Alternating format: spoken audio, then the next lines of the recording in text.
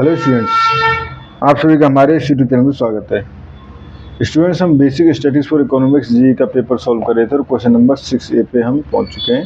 Question number 6A जो है वो आपको आपकी स्क्रीन पे शो हो रहा होगा। ये है a fair coin is tossed 6 time.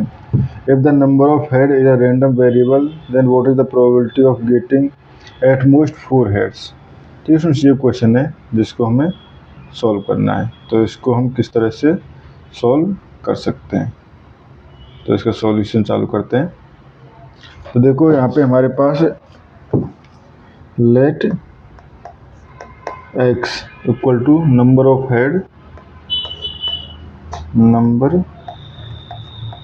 Heads in 6 toss.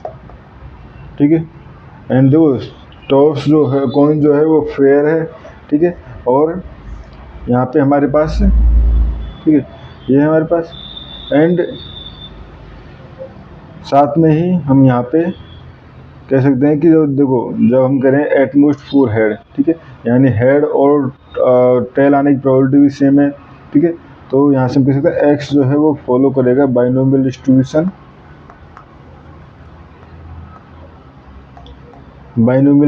With n equal to 6 and p equal to 1/2, क्योंकि प्रोबेबिलिटी ऑफ हेड आने की प्रोबेबिलिटी 1/2 है।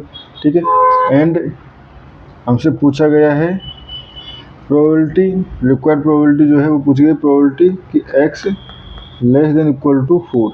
तो ये हम उससे हो जाएगा हमारे पास प्रोबेबिलिटी ऑफ 0 टाइम हेड आए, इसकी प्रोबेबिलिटी की 1 टाइम हेड आए, प्लस प्रोबेबिलिटी की 2 टाइम हेड आए, प्लस प्रोबेबिलिटी 3 टाइम हेड आए, प्लस प्रोबेबिलिटी 4 टाइम हेड आए।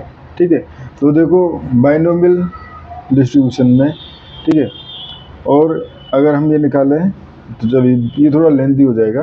अगर हम निकालें probability of x greater than 4, तो वो क्या हो जाएगा probability of 5 and probability 6 time head आए।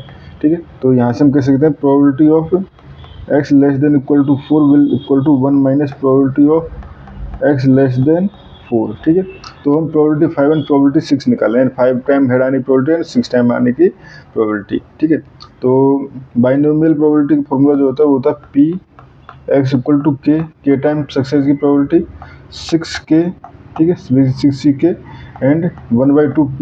ठीक है, एंड इसकी पावर हो जाएगी हमारे पास कितनी, ये हो जाएगी हमारे पास n माइनस के एंड 1/2 की पावर k। ठीक है, तो यहाँ पे हो जाएगा हमारे पास 6c के एंड 1/2 टू द पावर, ये तो n हो गया। ठीक है, क्योंकि प्रोबेबिलिटी ऑफ सक्सेस और फेलियर दोनों की प्रोबेबिलिटी सेम है, तो ये n हो गया। ठीक है, तो 1/2, अब देखो हम प्रोबेबिलिटी 5 निकालें 6 निकालें।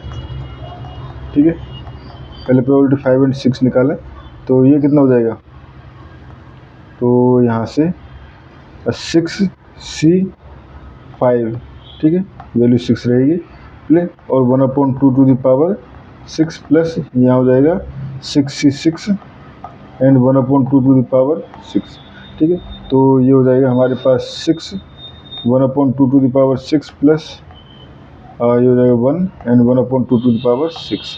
ठीक है, तो यहाँ से ये वैल्यू आ गई हमारे पास 6 प्लस 1 एंड कॉमन हो जाएगा 1/2 टू द पावर 6। ठीक है, तो 1/2 टू द पावर 6 की वैल्यू जो हो जाएगी वो हो जाएगी 64। तो ये हो गया हमारे पास 7/64। ठीक है, 7/64। ठीक है, तो यहाँ से probability of x less than equal to 4 equal to 1 minus 7/64, तो ये आ जाएगा आपका 57/64। ठीक है स्टूडेंट्स, तो ये हमारे पास इस क्वेश्चन का आंसर है, और इस क्वेश्चन में हमें इतना ही करना था। Thank you.